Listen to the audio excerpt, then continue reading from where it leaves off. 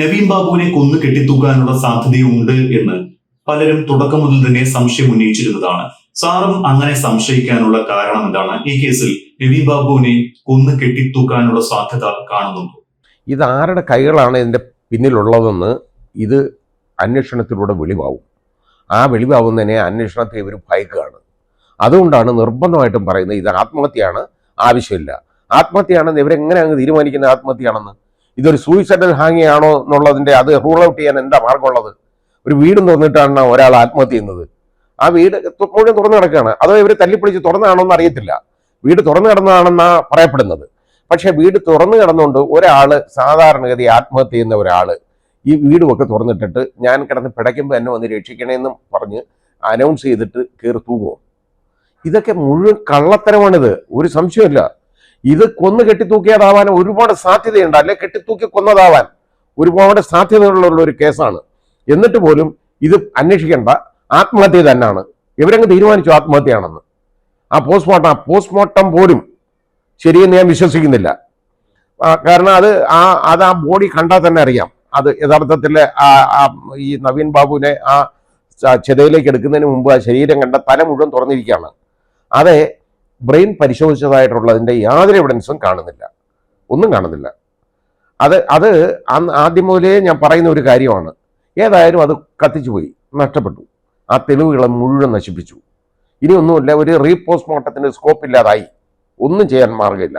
പക്ഷേ എങ്കിൽ പോലും സാഹചര്യ തെളിവുകളിൽ നിന്ന് ഈ കോർപ്പസ് ഡെലിക്റ്റീവ് ഉണ്ടെങ്കിലും ഇല്ലെങ്കിലും സാഹചര്യ തെളിവുകളിൽ നിന്ന് ഇത് മനസ്സിലാക്കിയെടുക്കാവുന്നതാണ്. ഇപ്പോൾ ഒരു CBI അന്വേഷണം വന്നാൽ, CBI അന്വേഷണം വരാതെ ഇതിന് യാതൊരു കാരണവശാലും ഇതിലൊന്നും തെളിയാൻ പോകുന്നില്ല. ഗവൺമെന്റ് ഇതിനകത്ത് കൈകടത്തും. ഈ കേരള പോലീസ് അവരുടെ ആജ്ഞാനവർത്തികളായിട്ട് ഇതിന്റെ പുറകിലുള്ള ആളുകളുടെ ആജ്ഞാനവർത്തികളായിട്ട് മാറിയേക്കാണ്. ഇതിൽ കളക്ടർ റോൾ അന്വേഷിക്കണം, പ്രജൻ എന്ന് പറയുന്ന ആളെ കുറിച്ച് അന്വേഷിക്കണം, ദിവ്യയുടെ ബാക്കി കാര്യങ്ങൾ അന്വേഷിക്കണം. അതുപോലെ തന്നെ നവീൻ ബാബു കൈകാര്യം ചെയ്തിരുന്ന ഫയലുകൾ എന്തെന്നൊക്കെ എല്ലാം നോക്കണം. ഈ കള്ള പരാതി ഉണ്ടായ സാഹചര്യമാണ് ഏതാണ്, അത് എഴുതിയത് ആരാണ് എന്നുള്ളതും അതൊരാളുടെ കൈപ്പടയിലാണെന്ന് പ്രൂവ് ചെയ്തിട്ടുണ്ട്, വന്നിട്ടുണ്ട്. അതിന്റെ ഒരു നേതാവ്, ആ നേതാവ് ആരാണെന്നും അത് എവിടെ വെച്ച് എഴുതിയെന്നും എന്തിന് ചമച്ചെന്നും ഉള്ളതിന് ഉത്തരം പറയണം അവർ ചോദിക്കുമ്പോൾ. അത് CBI അന്വേഷണത്തിൽ കൂടെ മാത്രമേ വെക്കുള്ളൂ. ഇതെല്ലാം മറച്ചു വെക്കാമെന്നുള്ള വ്യഗ്രതയിലാണ് നമ്മുടെ ബഹുമാനിയായ മുഖ്യമന്ത്രി. മടിയിൽ കനമില്ലെങ്കിൽ പിന്നെ വഴിയിൽ ഭയപ്പെടുന്നത് എന്തിനാ? ഇപ്പൊ കനമുണ്ടോ ഇല്ലയോ എന്നുള്ളത് ഇത് CBI അന്വേഷണം വരട്ടെ, നമുക്കറിയാം കനമുണ്ടോ ഇല്ലയോ എന്നുള്ളത്. ഇവർ CBI അന്വേഷണം ഹൈക്കോടതി ഓർഡർ ചെയ്താൽ പോലും ഇവര് നിർബന്ധമായിട്ടും വലിയ മുന്തിയ വക്കീലിനെ വിലക്കെടുത്ത് നേരെ സുപ്രീം കോടതി തർക്കിക്കും. കാരണം കനമുണ്ടോ ഇല്ലയോ എന്നുള്ളത് പുറത്തു വരരുതല്ലോ, മടിയിലെ കനം വെളിയിലേക്ക് വരരുതല്ലോ. അതാണ് പ്രശ്നം ഇവിടെ. സാർ, ഈ ഇൻക്വസ്റ്റുമായി ബന്ധപ്പെട്ട് നിരവധി സംശയങ്ങൾ ഉണ്ടായിരുന്നു. അതും സാർ കൃത്യമായിട്ട് മുൻ വീഡിയോകളിൽ സൂചിപ്പിച്ചതാണ്. പക്ഷേ ഈ ഇൻക്വസ്റ്റ് സമയം ബന്ധുക്കളുടെ സാന്നിധ്യം ഇല്ലായിരുന്നുവെന്ന വാദം പോലീസ് തള്ളുന്നുണ്ട്. നിയമപ്രകാരം അത് നിർബന്ധമല്ല എന്നാണ് പോലീസിന്റെ അല്ലെങ്കിൽ സംസ്ഥാന സർക്കാർ ഹൈക്കോടതിയിൽ കൊടുത്തിരിക്കുന്ന സത്യവാങ്മൂലത്തിൽ ചൂണ്ടിക്കാണിക്കുന്നത്. ഇത് പിന്നീട് രേഖപ്പെടുത്തിയാൽ മതിയാവും. പരമാവധി 5 മണിക്കൂറിനുള്ളിൽ ഇൻവെസ്റ്റ് നടപടികൾ പൂർത്തിയാക്കണമെന്ന സർക്കാരിന്റെ സർക്കുലർ നേരത്തെ തന്നെയുണ്ട്. സംഭവം നടന്ന 15 മണിക്കൂറിന് ശേഷമാണ് ബന്ധുക്കൾ കണ്ണൂരിലെത്തിയത് എന്നും റിപ്പോർട്ടിൽ ചൂണ്ടിക്കാണിക്കുന്നു. ഈ റിപ്പോർട്ട് നമുക്ക് എത്രത്തോളം മുഖവിലക്കെടുക്കാൻ പറ്റും? സർക്കാർ അല്ലെങ്കിൽ പോലീസ് പറയുന്നതിൽ എത്രത്തോളം ശരിയുണ്ട് ഈ ഇൻക്വസ്റ്റുമായി ബന്ധപ്പെട്ട്? നിർബന്ധമാണ്. ബന്ധുക്കൾ ഉണ്ടെങ്കിൽ, ജീവിച്ചിരിപ്പുണ്ടെങ്കിൽ നിർബന്ധമാണ്. രക്തബന്ധുക്കള്, അതായത് ഒന്നിലെ അച്ഛൻ, അമ്മ, അല്ലെങ്കിൽ സഹോദരി, സഹോദരൻ, മക്കള്, ഇവരാരെങ്കിലൊക്കെ വേണം, നിർബന്ധമാണ്. ഭാര്യ, ഭർത്താവ്, ഇത് ഇങ്ങനെ ഉണ്ടെങ്കിൽ ഇവരുടെ മൊഴി രേഖപ്പെടുത്തിയിരിക്കണം. കാരണം അതിന്റെ സുതാര്യത കൊണ്ടുവരാൻ വേണ്ടിയാണ്. 15 മണിക്കൂറിന് ശേഷം ഇവർ അവിടെ കണ്ണൂരെത്തിയെന്നൊക്കെ പറയുന്നത് കള്ളം പറയുന്നതാണ്. ഇവിടുന്ന് അവര് പാഞ്ഞു പോയതാണ് ഇതറിഞ്ഞപ്പോൾ പെട്ടെന്ന്. അതായത് ഞാൻ മനസ്സിലാക്കിയത് നവീൻ ബാബുവിന്റെ ഭാര്യ, സഹോദരനും അതുപോലെ നവീൻ ബാബുവിന്റെ അനിയൻ ഒരു അഡ്വക്കേറ്റ് ഉണ്ട്. അവര് വളരെ ഇവിടുന്ന് അത്രത്തോളം സങ്കടപ്പെട്ട് പെട്ടെന്ന് പോയതാണ് അവര് അവിടെ. നവീൻ ബാബുവിന്റെ ഭാര്യ ഒന്നും പോയില്ല എന്നുള്ളത് മാത്രമേ ഉള്ളൂ. ബാക്കി അന്നേരം ഇവര് ചെല്ലുമ്പോൾ ഇവർ രക്തബന്ധുക്കളാണ്. ഇതിൽ അനിയൻ എന്ന് പറയുന്ന ആള് രക്തബന്ധുവാണ്. ഉണ്ടെങ്കിൽ അവിടെ വെച്ച് അവിടെ ആ ഇൻക്വസ്റ്റ് സമയം ആ മൊഴി രേഖപ്പെടുത്തണം. അത് ആ ഇൻക്വസ്റ്റ് എന്ന് പറയുന്ന സാധനം എഴുതാൻ അറിയാൻ വയ്യാത്തവന്മാരാണ് ഇതിനെക്കുറിച്ച് പറയുന്നത്. അതിനകത്ത് ഒരു പ്രിന്റഡ് ഫോമാണ്, അതിനകത്ത് കോളം തന്നെ ഉണ്ട്. രക്തബന്ധുക്കളുടെ മൊഴി രേഖപ്പെടുത്താൻ. അത് എപ്പോഴെങ്കിലും ചെയ്താൽ മതിയോ ഇൻക്വസ്റ്റിന്? ഇവർക്ക് സംബന്ധിച്ചിടത്തോളം എപ്പോഴെങ്കിലും ചെയ്താൽ മതി. കാരണം തിരുത്തി നല്ല പരിചയമാണല്ലോ. ആ ഇൻക്വസ്റ്റ് റിപ്പോർട്ട് തോന്നുമ്പോൾ അതങ്ങ് എഴുതി ചേർത്താൽ മതി എന്ന് പറയുന്നവന്മാരെ എന്ത് പറയാൻ പറ്റും? ഇൻക്വസ്റ്റ് എന്ന് പറഞ്ഞാൽ ഇൻക്വസ്റ്റിന്റെ നടപടി നടക്കുന്ന സമയത്ത് വേണം അത് ചെയ്യാൻ, മൊഴിയെടുക്കാൻ. ഈ മരിച്ചു കിടക്കുന്നത് എൻ്റെ ഇന്നാരാണ് എന്ന് പറഞ്ഞാൽ അത് തുടങ്ങുന്നേ. അത് മരണത്തെ എനിക്ക് സംശയമുണ്ട്, അല്ലെ സംശയമില്ല, ആത്മഹത്യയാണ് എന്നൊക്കെ പറയുന്നത്, അത് മൊഴി രേഖപ്പെടുത്താം. എന്തുകൊണ്ട് രേഖപ്പെടുത്തില്ല? അതിനൊക്കെ മുമ്പേ. കാരണം ഇത് ആ മൃതദേഹം എങ്ങനെ ഇരുന്നു എന്നുള്ളത്, പോസ്റ്റ്മോർട്ടത്തിന് മുമ്പ് എങ്ങനെ ഇരുന്നു എന്നുള്ളത് കാണാൻ പറ്റും. ഇതങ്ങനെ കാണാൻ പറ്റില്ല. ഇതാ കാര്യം. അത് ശരിയായ രീതിയിൽ മാനിപ്പുലേറ്റ് ചെയ്യാൻ പറ്റിയവർക്ക് ആ രീതിയിലാണ്. ഒരു പ്രോപ്പറായിട്ടുള്ള പോസ്റ്റ്മോർട്ടം പോലും ഇതിനകത്ത് കഴിഞ്ഞിട്ടില്ല. പക്ഷേ നമുക്കിനി അത് പറയാൻ ഒക്കത്തില്ല. കാരണം ആ ശവശരീരം, മൃതദേഹം കത്തിച്ചുപോയി, ഒന്നും ചെയ്യാനൊക്കുന്നില്ല. പക്ഷേ എങ്കിൽ പോലും ശരിയായ ഒരു അന്വേഷണത്തിൽ കൂടെ ഇതിൻ്റെ പിന്നിലുള്ള കള്ളക്കളികൾ മുഴുവൻ കൊണ്ടുവരാൻ പറ്റും. അത് ശരിയായിട്ട് അന്വേഷിക്കണം, എന്നാലേ പറ്റൂ. സാർ, മറ്റൊരു കാര്യമുള്ളത്, ലഭിച്ച സാക്ഷിമൊഴികളുടെയും ശാസ്ത്രീയ പരിശോധനാ ഫലത്തിന്റെയും അടിസ്ഥാനത്തിൽ കൊലപാതകത്തിന്റെ യാതൊരു സൂചനയും നിലവിൽ ഇല്ല എന്നാണ് പോലീസ് പറയുന്നത്. പോലീസ് എന്ന നിലയിൽ തങ്ങൾക്ക് ആരെയും സംരക്ഷിക്കാൻ ഇല്ലെന്നും അന്വേഷണ സംഘത്തിന്റെ സത്യവാങ്മൂലത്തിൽ പറയുന്നുണ്ട്. ഇത് വിശ്വാസത്തിലെടുക്കാൻ കഴിയുന്നതാണോ, അതോ പോലീസ് ആരെയെങ്കിലും രക്ഷിക്കാൻ ശ്രമിക്കുന്നുണ്ടോ? ഇവർ പറയുന്ന ഒരു കാര്യവും വിശ്വസിക്കാൻ ഒക്കത്തില്ല. കാരണം ഞാൻ പറഞ്ഞിട്ട്, ഇത് ആദ്യം മുതലേ തന്നെ ഇത് ഒരുപാട് മാനിപ്പുലേഷൻസ് ഇതിനകത്ത് നടന്നു. ഒരുപാട് കൈകടത്തലുകൾ ഇത് വന്നു. ഇത് ശരിയായ രീതിയിലുള്ള ഒരു ഇൻക്വസ്റ്റ് ഇല്ല, ശരിയായ രീതിയിലുള്ള പോസ്റ്റ്മോർട്ടം ഇല്ല, ഇതിനെക്കുറിച്ച് ഒരു അന്വേഷണം പോലും ഇല്ല. അതായത് പരാതി എഴുതി കൊടുത്തു എന്ന് പറയുന്ന ആ പരാതിയെക്കുറിച്ചോ അയാളെക്കുറിച്ചോ ഒരു അന്വേഷണവും ഇല്ല. ഒരുത്തൻ പറയുക എനിക്ക് 2 ഒപ്പുണ്ട് എന്ന് പറയുമ്പോൾ അത് കേട്ടോണ്ടിരിക്കാൻ പൊട്ടന്മാരാണോ കേരള പോലീസ് എന്ന് പറയുന്നത്? പക്ഷേ ഇവർ പൊട്ടന്മാരായിപ്പോയി. കുറ്റമല്ല, കാരണം അവരെ പൊട്ടന്മാരാക്കിയേക്കാണ് ഇവിടെ രാഷ്ട്രീയ നേതൃത്വം. ഇതാണ് പ്രശ്നം വരുന്നത്. ഇതിൽ വലിയ കൈകടത്തലുകളുണ്ട്.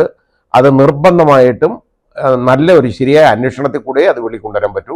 പക്ഷെ കേരള പോലീസിന്റെ അന്വേഷണത്തിലൂടെ അത് ഒരിക്കലും വെളിയിൽ വരികയല്ല. സാർ, പെരിയ ഇരട്ട കൊലപാതക കേസിലടക്കം CBI വരാതിരിക്കാൻ വേണ്ടി കോടികൾ ഇറക്കിയാണ് പിണറായി സർക്കാർ സുപ്രീം കോടതിയിൽ അഭിഭാഷകരെ ഇറക്കിയത്.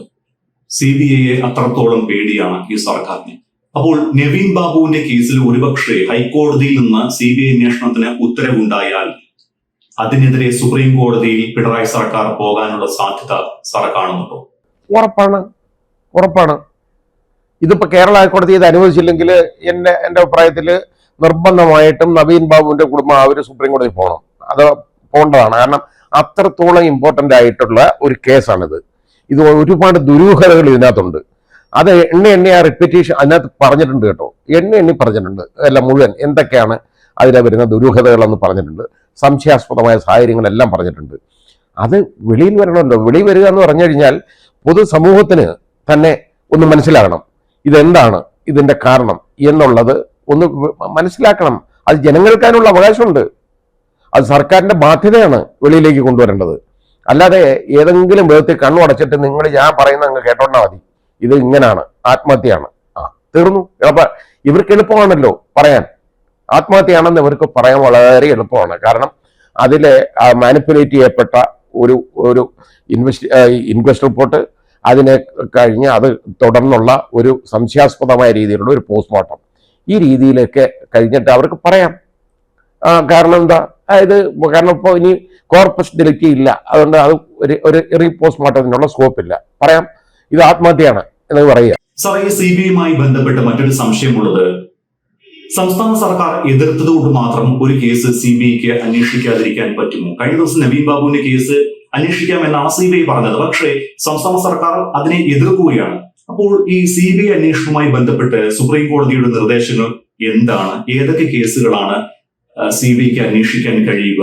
സംസ്ഥാന സർക്കാർ എതിർത്തതുകൊണ്ട് മാത്രം CBIക്ക് വരാതിരിക്കാൻ പറ്റുമോ? എൻ്റെ സർവീസ് കാലയളവിൽ ഏതാണ്ട് എനിക്ക് തോന്നുന്നത് ഏതാണ്ട് ഒരു 20ഓളം കേസുകളെങ്കിലും ഇതുപോലെ CBI അന്വേഷണം ആവശ്യപ്പെട്ട് വന്നിട്ടുണ്ട്. അതിൽ ഞാൻ ഏതാണ്ട് ഒരു 10ൽ പരം കേസുകൾ ഞാൻ CBIക്ക് അന്വേഷിക്കാൻ ഞാൻ കൊടുത്തിട്ടുണ്ട്. അതിന് മുകളിൽ സുപ്രീം കോടതി വരെ പോയിട്ടുണ്ട് പലപ്പോഴും. അങ്ങനെയൊക്കെ സംഭവിച്ചിട്ടുണ്ട്. ഒന്നും കുഴപ്പമൊന്നും പറ്റിയിട്ടില്ല. അത് CBI അവസാനം അന്വേഷിക്കുന്നുണ്ടാക്കുക അങ്ങനെയുള്ള കേസുകൾ. അത് രാഷ്ട്രീയക്കാർ പ്രതികളായിട്ട് വരുമ്പോൾ രാഷ്ട്രീയ നേതാക്കൾ പ്രതിസ്ഥാനത്ത് വരും എന്നുള്ളൊരു ധാരണയുണ്ടെങ്കിൽ കേരള സർക്കാർ നിർബന്ധമായിട്ടും അത്, പ്രത്യേകിച്ച് ഇടതുപക്ഷ സർക്കാർ, അവർ അതിനെ അങ്ങ് നഖശിഖാന്തം എതിർക്കും. അന്വേഷണമില്ല, അന്വേഷണത്തിൻ്റെ ആവശ്യമില്ല, ഇവിടെ പോയി അത് അങ്ങനെയാണ് ഇങ്ങനെയാണ്, പ്രതികളെ എല്ലാം പിടിച്ചു.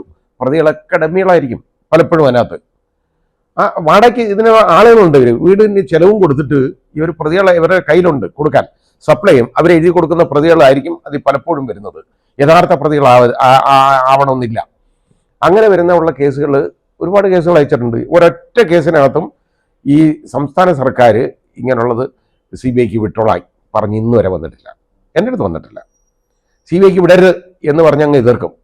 ഈ മരിച്ചുപോയവൻ്റെ, കൊല്ലപ്പെട്ടവൻ്റെ അച്ഛനും അമ്മയും കേട്ടോ, അവൻ്റെ മാതാപിതാക്കളായിരിക്കും പലപ്പോഴും ഈ ആവശ്യക്കാർ ആയിട്ട് വരുന്നത്. അങ്ങനെ വരുന്നതന്നെ നമ്മൾക്ക് നോക്കിയിട്ട് ആ അന്വേഷണത്തിനകത്ത് പിഴവുണ്ടെന്ന് കണ്ടു കഴിഞ്ഞാൽ അത് ചൂണ്ടിക്കാണിച്ചുകൊണ്ട് അത് ഞാൻ ഒരുപാട് എണ്ണം വിട്ടിട്ടുണ്ട്. CBIക്ക് അന്വേഷണം കൊടുത്തിട്ടുണ്ട്. അത് അവരുടെ ആവശ്യം. അതിന് CBIക്ക് കാര്യം എന്ന് പറയുന്നത് ഗവൺമെൻറ് എതിർക്കുന്നോ ഇല്ലയോ എന്നുള്ളതല്ല അവിടുത്തെ പ്രശ്നം. കേരള ഗവൺമെൻറ് എതിർത്താലും എതിർത്തില്ലേലും ശരി, CBIക്ക് കൊടുക്കാൻ ഹാൻഡ് ഓവർ ചെയ്യാൻ കോടതി ഓർഡർ ചെയ്താൽ CBI എടുത്തേ വെക്കുള്ളൂ. അങ്ങനെ CBIക്ക് അല്ലെങ്കിൽ അവരുടെ ബുദ്ധിമുട്ടുകൾ അവർക്ക് പറയാം, ഇത് ആവശ്യമില്ലാത്ത കാര്യമാണ്, ഞങ്ങൾ നോക്കി, ഇതിനകത്ത് ഈ ഫയൽ നോക്കിയിട്ട് ഒന്നും ഇതിനകത്ത് ഇല്ല. അങ്ങനെ ചിലത് വന്നിട്ടുണ്ട്. അങ്ങനെ വിടാതിരുന്നിട്ടുണ്ട് ഞാൻ. കാരണം ഇത് ഇൻവെസ്റ്റിഗേഷൻ നല്ല രീതിയിൽ ഇൻവെസ്റ്റിഗേറ്റ് ചെയ്തിട്ടുണ്ട്. ഇതിനകത്ത് പുതിയതായിട്ടൊന്നും ഇനി എടുക്കാനില്ല. ഇത്രയും വർഷം കഴിഞ്ഞ് ഇനി ഇത് അന്വേഷിക്കാനൊന്നും വെച്ചാലൊന്നും ഒരു പ്രയോജനം ഉണ്ടാകത്തില്ല എന്ന് പറയാം. അങ്ങനെ പറഞ്ഞിട്ടുണ്ട് CBI. ചിലത് പറയുമ്പോൾ അതിൻ്റെ വാസ്തവം ഉണ്ടെന്ന് കണ്ടു കഴിഞ്ഞാൽ CBIക്ക് കൊടുക്കത്തില്ല. CBIക്ക് ഹാൻഡ് ഓവർ ചെയ്താൽ നിർബന്ധമായിട്ട് CBI അന്വേഷിച്ചേ പറ്റുള്ളൂ. പിന്നെ CBIക്ക് ഒന്നും പറയാൻ ഒക്കത്തില്ല. അതുകൊണ്ട് കോടതിയുടെ തീരുമാനം അനുസരിച്ചിരിക്കും. പിന്നെ ഇതിൻ്റെ പുറയിൽ ഞാൻ പറഞ്ഞില്ലേ, ഇപ്പോൾ കേരള ഹൈക്കോടതി ഓർഡർ ചെയ്ത് കഴിഞ്ഞാൽ നിർബന്ധമായിട്ടും സുപ്രീം കോടതിയിലേക്ക് ഇവർ ഈ നിലയ്ക്ക് പോവും. കാരണം ഇവർക്കിത് മറക്കേണ്ടത് അത്യാവശ്യം ഇവർക്കുണ്ട്. അല്ലെങ്കിൽ ഇവർക്ക് ഇത്ര വാശി എന്താണ്, ഇത് ആത്മഹത്യയാണ് എന്ന് പറഞ്ഞങ്ങ് എഴുതി കൊടുത്ത് ഇതിനെ ഇവിടെ അങ്ങ് അടയ്ക്കാനുള്ള വാശി, വ്യഗ്രത എന്താണ്? അപ്പം ഇവർക്ക് എന്താ നഷ്ടം വരുന്നത്? ഇപ്പോൾ CBI അന്വേഷിക്കുകയാണെങ്കിൽ കേരള ഗവൺമെൻറ് എന്തെങ്കിലും നഷ്ടമുണ്ടോ? CBIയുടെ ശമ്പളം കൊടുക്കുന്നതും ഉദ്യോഗസ്ഥരെ നോക്കുന്നതും ഒക്കെ സെൻട്രൽ ഗവൺമെൻറ്റാണ്, അല്ലാതെ ഇവരല്ല. ഡൽഹി പോലീസ് എസ്റ്റാബ്ലിഷ്മെൻറ്റിൻ്റെ ഭാഗമായിട്ട് വർക്ക് ചെയ്യുന്ന CBI അവര് ശമ്പളം കൊടുക്കുന്നത്, അല്ലാതെ ഇവരല്ല. ഇവർക്ക് എന്ത് നഷ്ടം ഇത് അന്വേഷിക്കുന്നതിന്? ഇവർക്ക് അത്രയും ജോലി കുറഞ്ഞെന്ന് വിചാരിച്ചാൽ പോരെ? ഇതൊന്നുമില്ലെങ്കിൽ ഈ കേരള പോലീസിൻ്റെ മുകളിലുള്ള ആക്ഷേപം ഉണ്ടല്ലോ, അതൊന്നും മാറിക്കിട്ടും ഇതൊന്ന് കൊടുത്താൽ. അതുപോലെ ഈ മടി കനമുണ്ടോ ഇല്ലയോ എന്നൊക്കെ ഉള്ളത് പരിശോധനയിൽ തന്നെ അറിയാം. അതാണ് പ്രശ്നം.